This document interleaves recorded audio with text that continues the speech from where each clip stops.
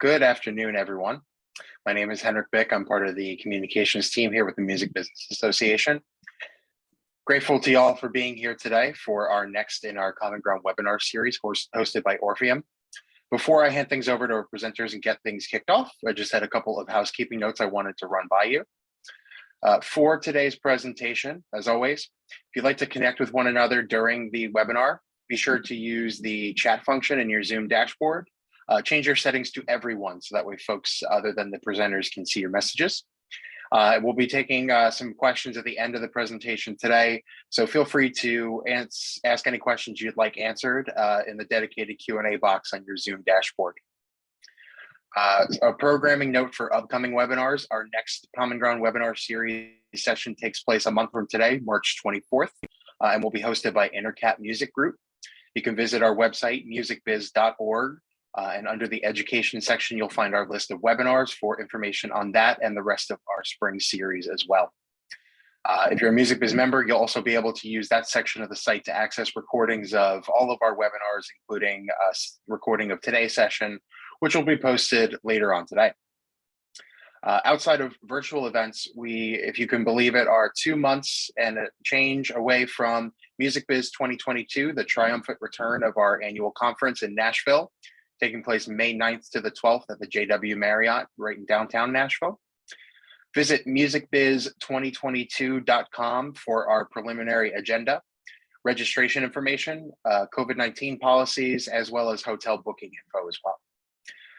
Speaking of the conference, today and tomorrow actually, are your last 2 days to submit for our 2022 Busy Awards nominations. It's the opportunity for our member community to recognize themselves, their companies, their peers, and their colleagues for the good work that they've done in our industry, whether to advance commerce in the music business or to help promote diversity and make our industry a better place to work. You can visit musicbiz2022.com for more information on the Busy's Award program or our main website, musicbiz.org. There you'll find all of our eligibility requirements as well as forms to submit your nominations. And a week from next Monday, March 7th, another Music Biz member benefit here, is the deadline to apply for our scholarship foundation. Last year, we were able to give $100,000 across 20 deserving students to help fund their future education. And for the Music Biz members in the audience or those who are part of the academic partnership program, you're eligible to apply for a $5,000 scholarship that you can put towards your future education. Visit our website again at musicbiz.org and look at the education section for more information on our scholarship foundation. As I said, today we're here to hear from the Orfium team, and I'm grateful to welcome Charlie Mossinson, who will be hosting today's session. Charlie, take it away.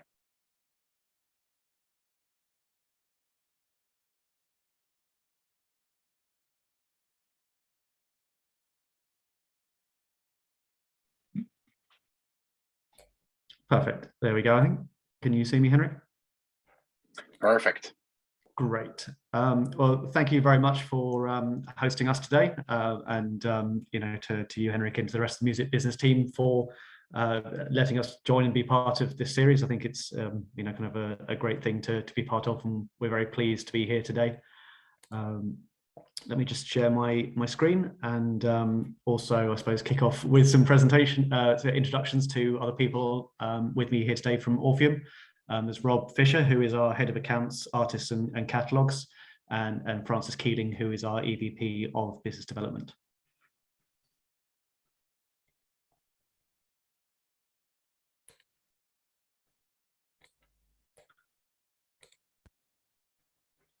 So,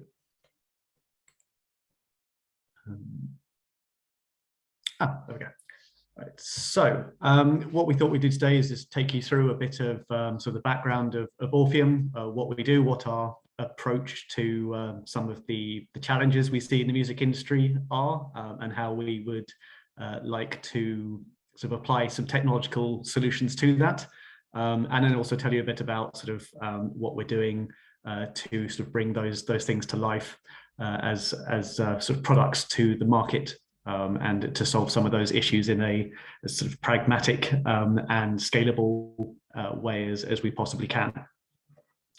So just a bit about us and our background. Orfium was founded in 2015, so we're a relatively new company. It was originally a sort of distribution platform, but very quickly, having started trying to do that, what we discovered was that there's a real sort of problem with sort of various bits of the music industry, including sort of the metadata and the linking and the identification of music usage. So the company pivoted and really started looking at ways to help close this gap using technological solutions, and very much responding to a gap in the market or a problem in the market that we saw value in fixing. And that really launched a suite of UGC and digital services, which my colleague Rob will talk about a little bit, and has led on to looking at other opportunities in the market for where there can be real technology and data-driven solutions. We have a lot of business expertise within the company, both on the technology side and on the business side, and we're looking to how we can add value across the market and different solutions to solve sort of real-world problems with sort of custom-built technology for that. Really, as we sort of seen, there are lots of problems across the music industry as a whole. I don't think any of us here can really deny that, but some specific ones that we thought were good targets for sort of a technological solution are things like the reporting and transparency and the tracking of information. So finding, identifying usage of music and making sure all of that is linked. Things like licensing music in a lot of markets, particularly those with sort of rapidly expanding technological challenges. Say the digital market has sort of come out of nowhere over the last 10 years and exploded very quickly. And I think has caught some people slightly off guard, particularly with the sort of multi-territorial nature of that. And that's introduced problems like sort of the system scalability and the lack of linking between different sorts of data. So your usage and video data to your recordings data and through to your compositional data, linking all of that together, as we all know, is quite a challenge, and has led to a lot of great efforts to help solve that. And we see ourselves as very much part of that solution. And then along with that, given our approach to linking all of those together and being very data and technology driven, there's obviously a piece around data analytics that can be really improved there, using that data and leveraging the expertise that we have uncovered within that area. So with that in mind, sort of what we've really broken this down to is a series of sort of different solutions to try and tackle some of those areas where we saw problems. Particularly, we've focused on a UGC monetization piece, which many of you in the audience today might be familiar with. It's sort of the cornerstone of Orfium's sort of product suite so far. We've also looked at sort of a platform of rights management sort of for copyright registrations to help with that, and report processing for DSPs and societies.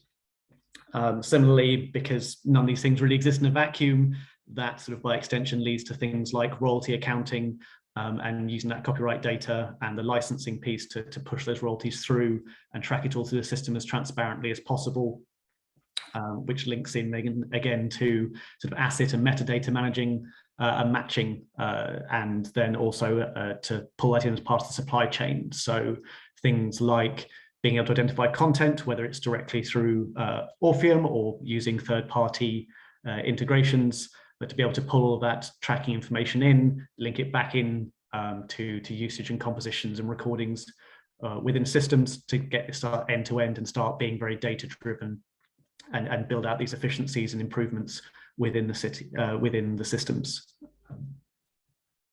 So just as a more tangible way of doing that, we really sort of then targeted those with specific products.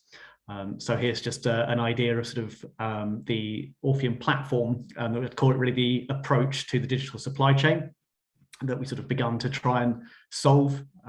You can see here it's fairly generic and one I think most of us are fairly familiar with at this point.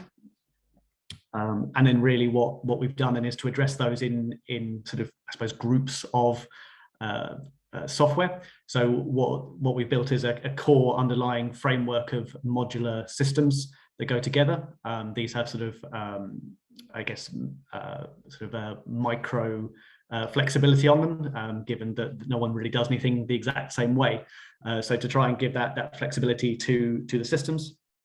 And then that really comes down to two different suites. We have the digital suite, which is sort of built out of the UGC products that Orfium started with, and then the copyright suite, which is something we're looking to bring to market fairly shortly, which is much more looking at sort of the traditional online and offline pieces around how CMOs work and publishers and other rights holders. So as I say, those all have very kind of core and consistent framework between them, and a modular system, so we can link those together through a series of applications, and then we can adjust those and add or take away depending on the needs of the market and how does it go together. We've built a lot of pieces of tech that link into that, everything from audio recognition and matching algorithms through to sort of fairly, I suppose what you'd call core and necessary parts system, just things like copyright databases and recording databases and metadata matching pieces. So I'm going to hand over to my colleague Rob, who will run you through the sort of digital piece that we do and UGC suite in the US. Hey everyone, Rob Fisher here. As Charlie mentioned, I'm the head of accounts for our artist catalog services at Orfium, where my department specifically is really focused on UGC and monetizing all the usages, because it's not going anywhere, right? It's just becoming more and more common space.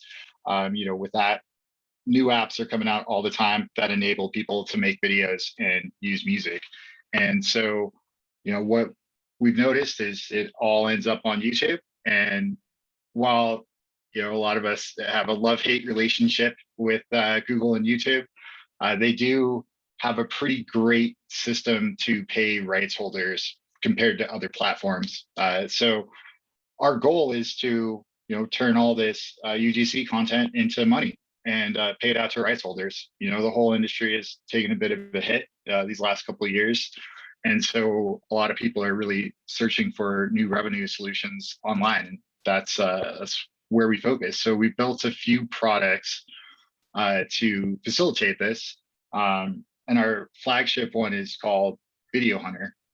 We also have a video. Every day, millions of dollars worth of content rights value go unclaimed across user-generated content platforms. Rights holders are facing an uphill battle in reclaiming what is rightly theirs. Whether it's untrackable content rights infringements across UGC platforms, or metadata issues such as missing, duplicate, or conflicting information and inconsistent content matching.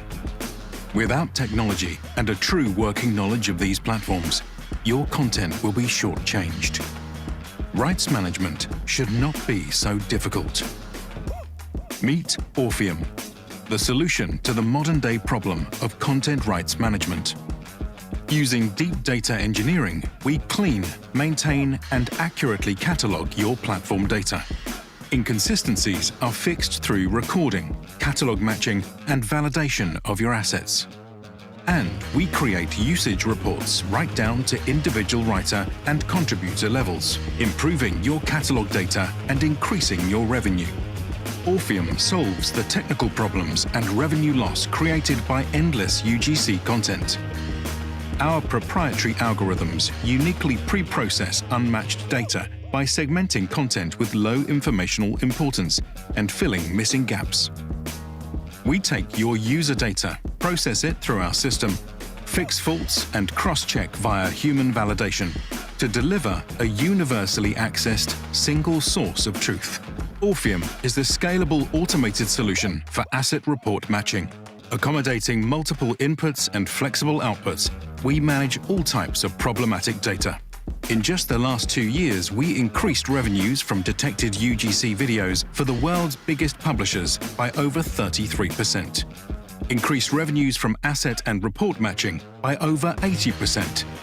And in 2021, we are on track to generate over $200 million in reclaimed upside revenue for our partners. You have nothing to lose, everything to gain. Orfium.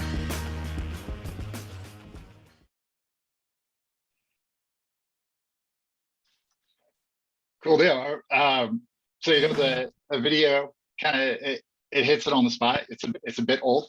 We did hit that 200 million number for 2021. So we're doing work. We're trying, we're trying our best, and with all this content that's being published, we really identified early on and got our entry into the space by just recognizing that you need a technology solution. All these platforms, they're great. They offer tools for rights holders, but at the end of the day, with how much content is being published and the size of the catalogs and all the metadata associated, it's a massive data issue. And that's where we come in. So we built a few tools here. The first one, our flagship software, where we really got our core and start, is Video Hunter.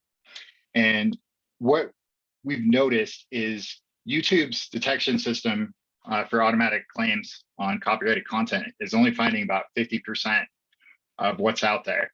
And a lot of the times, it doesn't pick up videos when they're published, and you miss out on a lot of revenue that comes when a video is first published. Some major vlogger uses an old song in your catalog, and they get 1 million plays in a day, and then the next day YouTube's copyright goes on, and you missed 1 million views of revenue. So we've built this system to go in, and we have our own fingerprinting technology. We do a lot of different strategies. We're able to pull back a lot of key numbers from YouTube to really determine what videos our team should be looking at and what videos we should be prioritizing and claiming. So we built this robust system, and we're able to then create queues and assign this. We've got a global team. I think we have about 80 people working within Video Hunter worldwide, just claiming content for our clients. And so, yeah, I mean, this software facilitates it. We're crunched on time, so I'm happy to show anyone a demo of it later. But with this software alone, this is what increased revenue by 33% for the majority of our clients rather quickly. So, but Video Hunter is great. What we did notice initially, this is version 3 of the software. So after version 1, we noticed, we'll get a big copyright claim on a video with 30 million views, but no revenue is being generated. And so we start looking into those problems. Why is this video making less? Why is this one making more? Why is this one not making anything? And so that brings us into our next product, which is our Rights Manager suite. And this fixes all of your catalog data on YouTube automatically. We take your catalog data, however it's stored, whether it's DDEX or CWR or a CSV. If you got a PDF, we can manually transfer it if we need to. And so we'll take all this and we'll match it up and compare it to what's on YouTube and just make sure everything's correct, because that's essential. So it helps resolve a lot of the ownership conflict issues that are out there, and just kind of erroneous claims in general that could be blocking revenue from being paid out. I know that's it's a struggle for anyone that works in YouTube and rights management. There's always something new. So the software seeks to fix that with everything from like validation of the territories that you own it in and the percentage, to composition to sound recording matching. We take all of YouTube's sound recordings and we match that up with every one of our clients' catalog data to make sure that we're collecting on all the sound recordings that are using your composition. Yeah, so that's kind of the key parts here. The last piece that we've pushed out recently, it's been in development for about 2 years or so now, is Sync Tracker. And Sync Tracker, it easily enables micro licensing and enforcement of those licenses on YouTube. So we work with a variety of production music companies, and a lot of them were seeking solutions to, actively enforce these licenses. Somebody could pay to use $20 to use a song once in a video, and then kind of the as is on YouTube is there's just the allow list, which allow lists an entire channel and make sure that they don't get copyright claims. But sometimes a license doesn't cover the entire channel. Sometimes it just covers one video, or the license expires and that channel should be removed, and it can become a big headache when you're dealing with thousands of licenses. So we built Sync Tracker.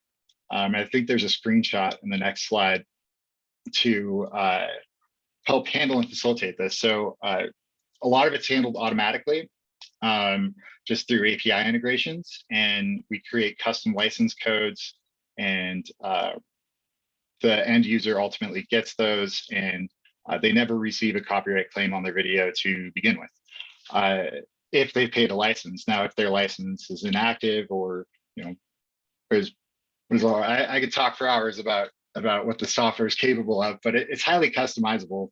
And the end result is when somebody pays for a license, they don't want to get a copyright claim on YouTube when they've paid money. And so we really want to make sure that those relationships are healthy all around, and because it can cause a lot of panic.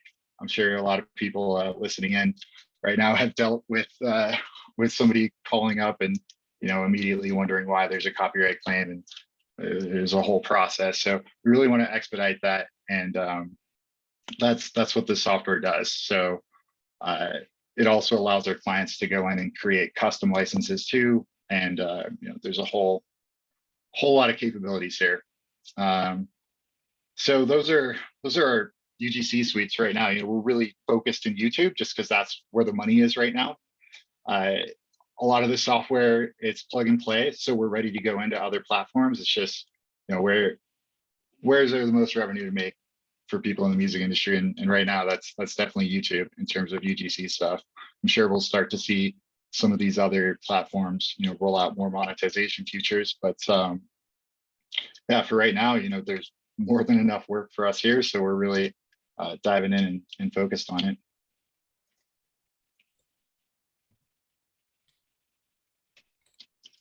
Great, thanks for that, Rob. I think that was hopefully very insightful for people as to what's going on. And then just to take us back on to the other sort of, I suppose, product suite that we have at the moment, alongside that digital suite, is the CMO suite. This is a much newer thing. As I mentioned at the start, we're just really rolling this out over the next couple of months. And I think the interesting challenge here around the CMO suite is that no two CMOs do things the same way. And so building a suite of products is difficult because you can't really do an out-of-the-box piece of software. So what we have here is an intro video just to explain a bit more about our approach, and then we can dive into some of the detail about that. Today, the music industry is in the midst of a constant technological revolution in the approach to modern music rights and royalty management.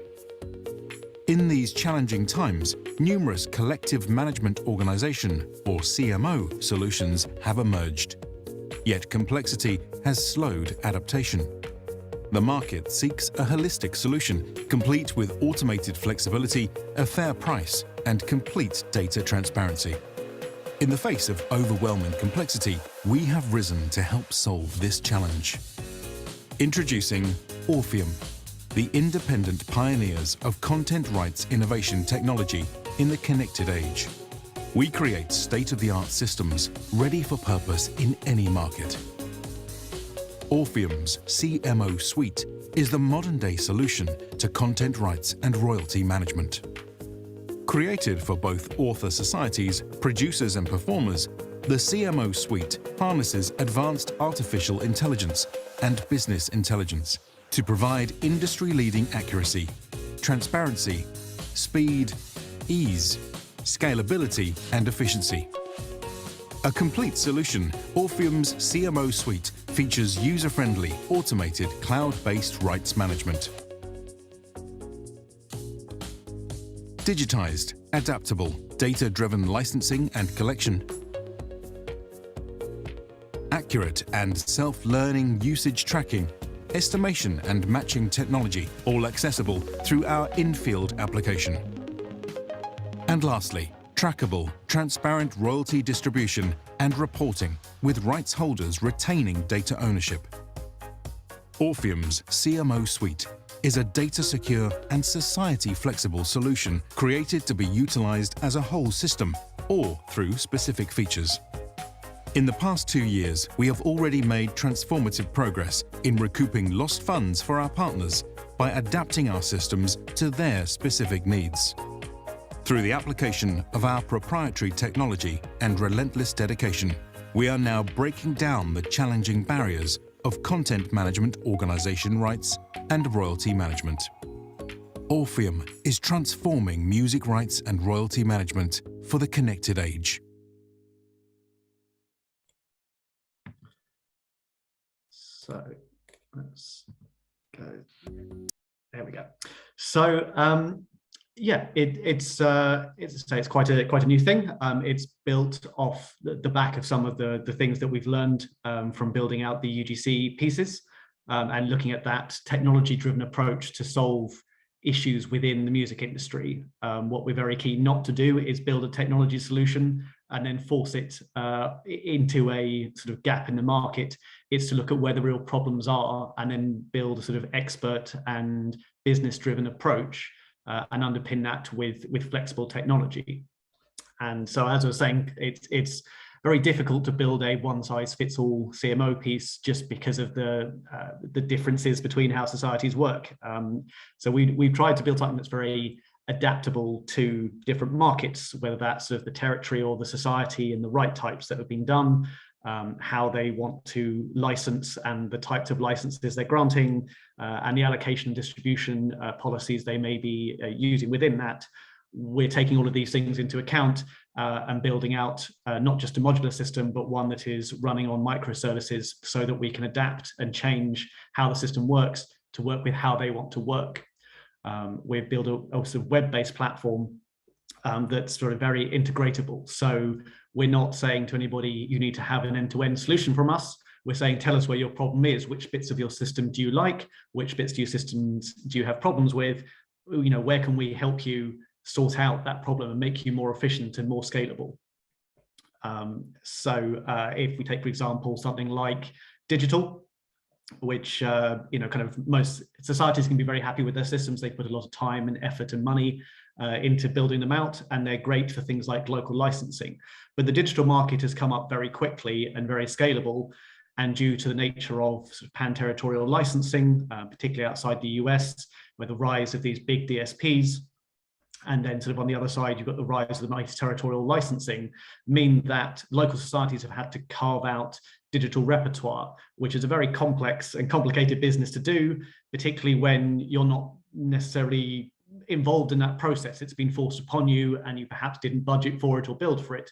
And suddenly there's someone knocking on your door saying, hey, you need to change how your systems work. Can you do that?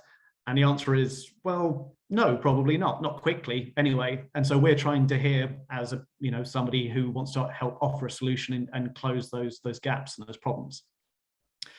So really how we've approached this is sort of look at it as sort of 4 main pillars or areas that we could help work in. So you have sort of ingesting and reconciling data.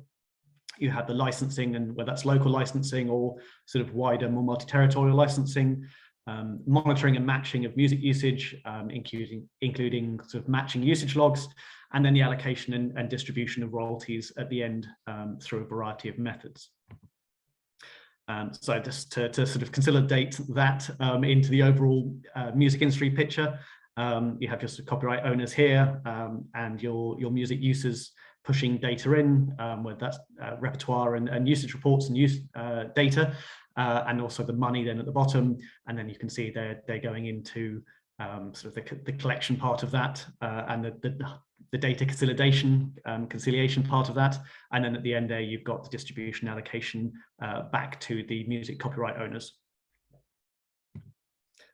So the first one of these that we have is the sort of documentation management part of this. And really what we try to do here is build a sort of series of apps. What we've decided to do today is run this through as screenshots rather than doing a deep dive into the demo of the actual tech, just for sort of time reasons more than anything else. But if anybody would like to get in touch and know more about these, we're very happy to run you through a demo of what we've built using what we've got. So the documentation management suite that we've got is made up of a couple of different products that sit behind that. There's various media library apps, I think called Music Rights Cloud, which is really sort of our copyright sort of management and a documentation app, and then also our sort of client portal app, which is trying to, again, surface all of this data that we gather and run through the system and bring that back up to the client and increase transparency back to the rights holders, as well as also within the society. And really it's designed to automate those systems and run at scale as much as possible. The real goal for us is to try and make things as quick and easy and cost effective as possible. So it's trying to integrate with existing systems.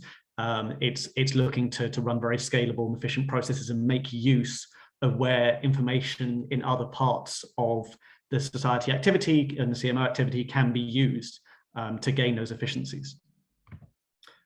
So here's just a screenshot of our Rights Cloud, which is a sort of, as I say, copyright database in simplistic terms. As you can see here, this is actually these are all from our test account. So this client here is Warner Chappell. It's a real entity, but all the data is fake. So please bear that in mind. And this is real. It's from our test environment. You can see here we're trying to summarize things in an easy to digest way to the user. You can see here, this is our general sort of rights setup. You have the performance and the mechanical and the sync summary from the client. So we have different views that you can slice things at the moment. If you're a CMO looking at this, you'd be looking at it on what does Warner see? What have they sent to us? How do they view the world? So you can see here, top of the screen is a summary of the rights, and below that is a bit more of a breakdown of what that means. You can see this is for the territory of the US. You have the shares that have been registered by Warner, and then underneath that, you have the other rights on the composition that have been registered by other parties. In this case, portal controlled is something that has come through from a user submitted directly into a membership portal. So say a writer has also registered a share on this song. And just to give a bit more detail in how those look, you then got the hierarchy chains with the agreements and other pieces. So far, so standard. The real key thing here is what we're trying to capture is so the usability and the global view in the modern system. So what we've done is built in a territory summary and a global view. So rather than having the monoterritorial view that you get traditionally in societies, we're trying to look at the future and modernize this and look to where the world is now and where it's going. So we have this much more adaptable system. You can see at a glance, you can see where shares have been registered for a territory. On the left here and on the right is sort of the breakdown of that. So you have a summary by territory of the shares that were claimed in each of those territories. And there's a very sort of flexible and smooth UI feature where you can then click into those and it will take you back to the detail of the registration of the shares back on the screen we just looked at. What we're also very keen to do is make use of other metadata. So you can see here, you've got the recordings that are linked to that, and it's starting to pull in information across that usage chain and that metadata chain and the asset chains. So looking at what Rob was talking about earlier in terms of recognizing videos, we want to make sure that we try and use that chain of information and metadata to connect all those rights holders up to help make that system more efficient and increase collections. Similarly, we're very keen to capture metadata. If it's provided, it goes into the system. You can see here we're trying to pull in as many of the fields as possible from CWR registrations to us. Quite often it's not provided, but certainly, kind of our approach to this is more data is better. And the more you have, the more flexible you can be in terms of your distributions and your allocation of royalties, and also in your identification and sort of how you want to operate as a society. Also importantly, disputes and how you handle that. We try to bring that up so it can be handled in an efficient way. There's sort of, generally speaking, I think about 6 different types of disputes that commonly occur in works. Really, we want to try and surface those in a way that can be dealt with quickly and on a multi-territorial basis or across a catalog basis, And also importantly, we want to link that into activity so that we can surface things that can be tackled from a value down perspective and really free up and bring back the most money possible back to rights holders in an easy way. Similarly here, what we're also keen to do, as I talked about earlier, was the client dashboard, the sort of the portal dashboard. We want to be able to surface things back up and make use of all that data and transparency. So having gathered all of this data and linked all this data and monitoring all these data within the system, you know, it feels a very straightforward piece and a very sensible piece to be able to surface that back up so people can see what's my pipeline, what are my works that are earning, where's my money coming from, and really present that in a way that makes that transparency and allows, you know, one, there to be no nasty surprises in a distribution, and they can raise queries beforehand if, say, sort of think they're being underpaid or some usage they were expecting isn't in the pipeline, but also then to have a good idea of what is coming to them in the pipeline. And I think, you know, that helps raise the bar for society standards and what they're doing. Secondly, then we have our sort of licensing part, which is more the sort of monoterritorial, sort of in the territory of the society licensing. So that's things like public performance licensing, sort of local digital licensing, restaurants, bars, all those sorts of things. Obviously, then there's quite a large CRM element to that. And what we've tried to do then here is have also our field agent app, which is effectively a mobile version of that CRM app. So your licensing agents can go out to the field and have instant access, real-time access to what is in the system, and they can keep it updated. They can issue licenses, they can check on licenses and make sure that there's a real sort of flow up to date of how that licensing is going. And also we have ERP integrations, so there's a smooth sort of payment interaction there as well. Just to give you a bit of an idea of what that's like, we've tried to, again, make this quite efficient and build out something that feels sort of very usable and concentrate on the user experience. So you can see here on the left, you have a sort of a list of all the different places we could license. And on the right, what you can do is build up things like a sort of a hierarchy of companies. So if you've got a holding company that has different activities, whether that is a suite of different venues within the company, or they have different activities. Say it's somebody who has a cafe, a theatre, and a pleasure boat. You could, in theory, license them all in this and pull them back under the holding company, and you can track that you've licensed those, and all the licenses are linked together. So you can, from a CMO perspective, track your income against your licenses and your different uses cases. And that also helps inform things like allocation and distribution protocols as well. And we've tried to make that as flexible as possible, just so that when we license, you can fit in all those different things like square footage and size of venue, capacity, and different permutations to drive the different types of licensing. We then have a sort of real monitoring system that's in place. It's designed to integrate both with Orfium's proprietary technology and music recognition pieces, as well as with third-party monitoring services. And there's lots of AI-driven pieces in there to help match that usage against recordings, and then also recordings against compositions. And that's goes through a series of different products that help support that. So you can see here, we have recordings against work matching.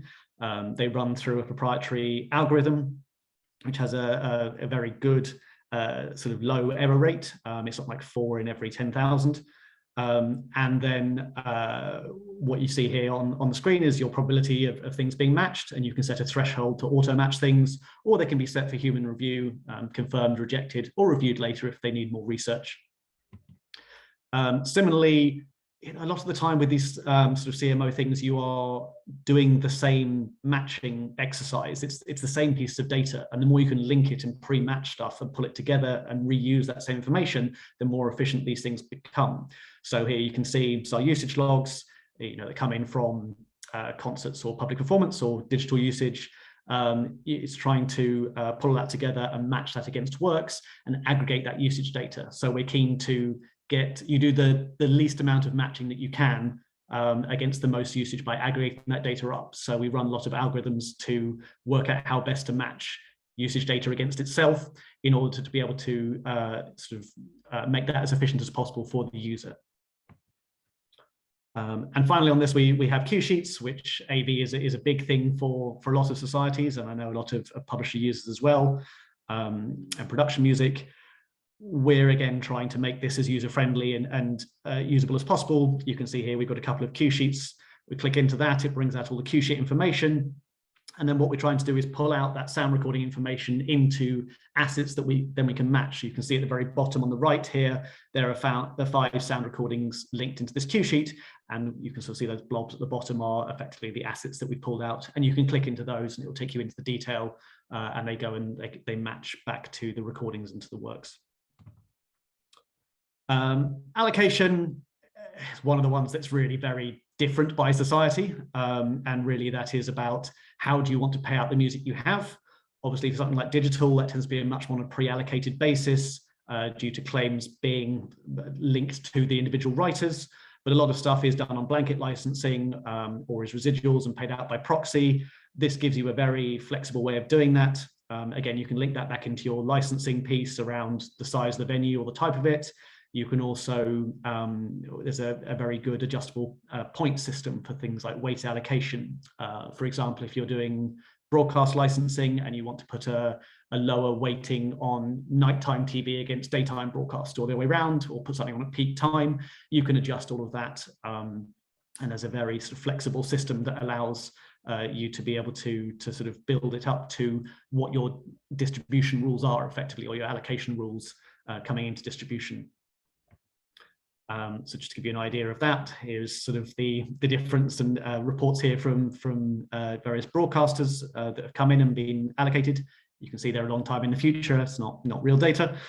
And then finally, what we have is sort of the distribution reporting piece. So sort of actually pushing that money out and getting it into the work and the party level on those works, and managing things like disputes and holdbacks for disputes, where that's a partial dispute on the work and a partial payment, or where that's a digital holdback and it's 100 sort of total work suspense, and then pushing that through the system in providing all the information that you would need to go into statements with that. So you've got your CRD and CSV generation, your logs, all the transactions and the usage for it, and the different earnings views and pieces.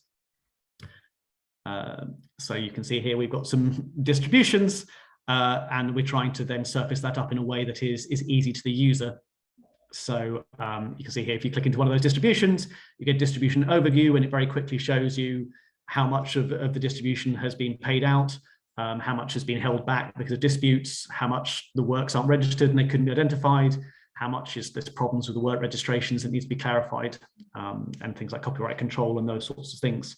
And then you can click into all of that. You can pull out reports to look at how that's all put together, how that was created, all the back-end algorithms, and it's trying to bring that sort of transparency of those calculations to the forefront, where you can very quickly build pictures and run analysis on those distributions, either to provide it back to clients or just for internal usages.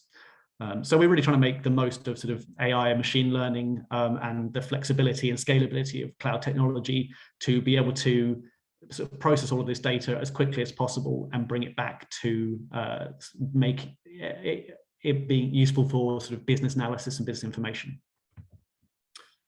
So really kind of what we're trying to do is provide a very flexible offering. As I keep saying, no one does anything the same way, and you can't make everybody do anything the same way legally or otherwise. There's good reasons why people are very different. You know, sort of society distribution rules can be anything from 350 pages to 1. So there's a real kind of different scope within the market for how they approach these things. And we're trying to build in a system that's flexible enough to help people with these different things. You know, it's very efficient and economically viable because it's in the cloud and it's scalable with how this works. Again, security's good on it, and it's really using the latest sets of technology. And that was it really on our CMO suite and where we are.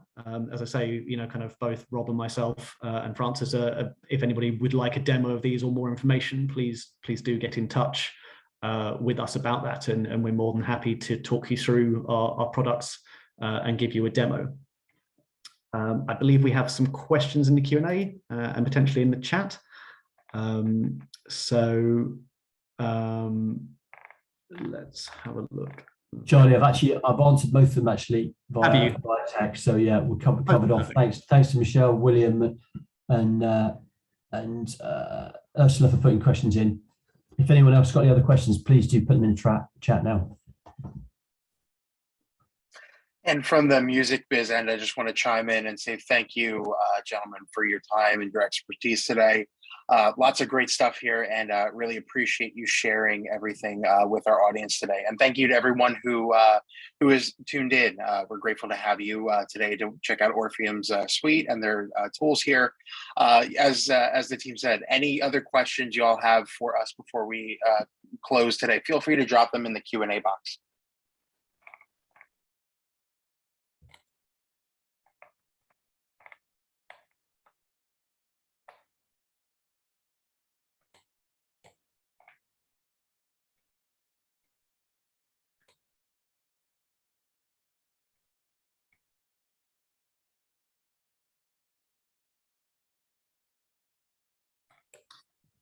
Lisa, your question around the, you've asked, can we further explain the royalty collection distribution process is completely automated?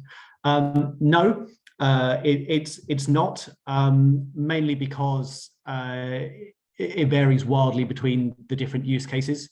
What we've done is build something that's very flexible, so you can set up as many automated rules as possible to be able to run your distributions through both your sort of allocation and distribution pieces. And that helps sort of drive the efficiency, but being able to sort of say run a completely automated process of money comes in, money goes out automatically would depend wildly on the society. So that's obviously the goal, is we're trying to get as much of this stuff to be an automated pipeline as possible. But it depends a lot on the use case and the sort of say the licensing and or the distribution rules of the individual society. So that's a difficult one to answer, really, as the answer is no, not currently.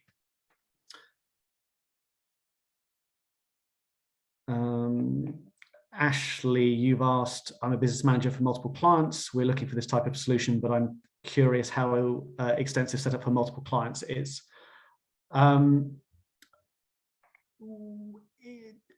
It depends a bit, I suppose, what you mean by that. If you're talking about this from a CMO perspective, or is that around for the UGC piece, I suppose? If you could give some clarity on that, I'd be very happy to answer it, or answer that offline, if that would be more preferable to you.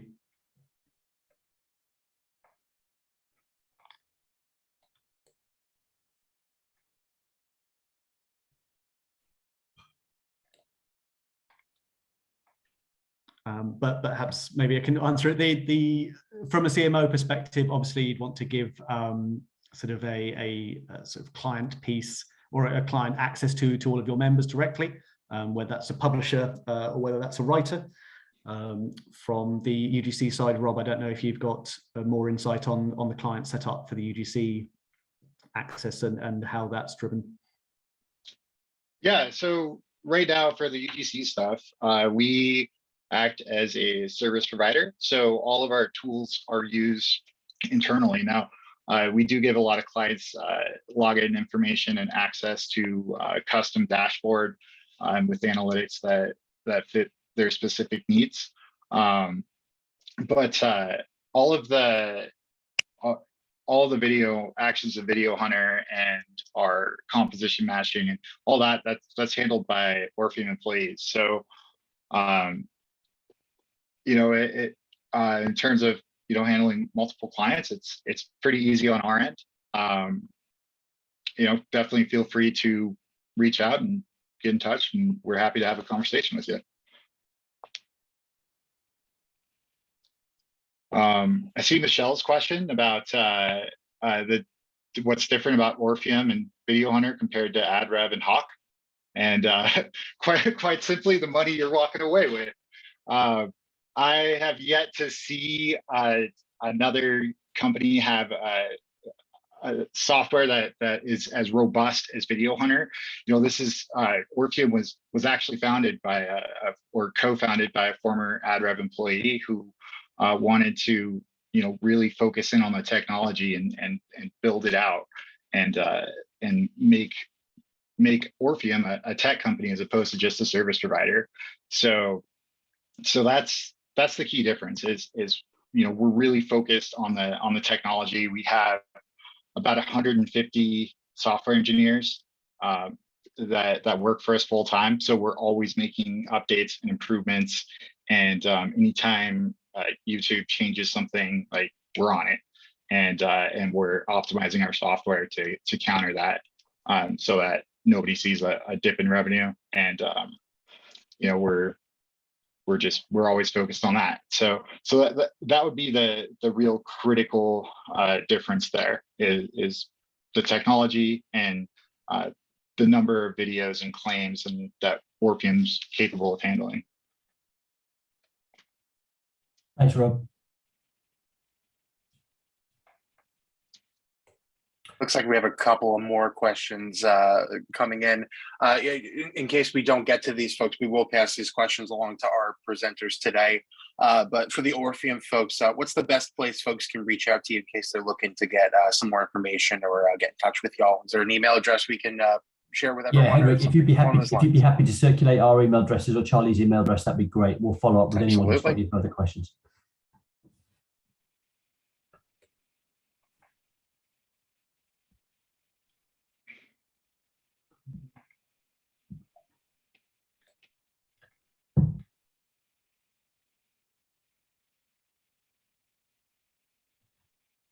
Great stuff, Henrik. If you could email these to us and we'll follow up with these offline, that'd be great.